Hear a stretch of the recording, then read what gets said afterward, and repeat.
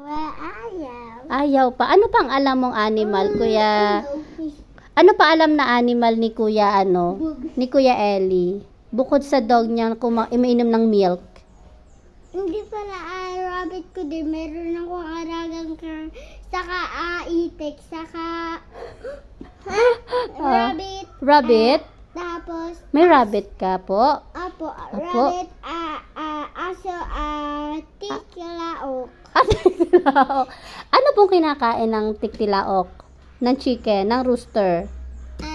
Dahon. Dahon. Ngayon, Kuya Ellie, pag-aaralan natin yung mga animals. Wow. Ito meron. Okay. Lahat ng nandito, hungry animals. Ito, meron akong Wow. meron akong ganito, Oh. ganito. Lahat meron ikaw? Yeah. May panda ka din sa house po? Ano? Ay, wala. Lahat to, Kuya Ellie, hungry. Ito, meron lang akong ganito. Nahahungry din ba ang iyong pet?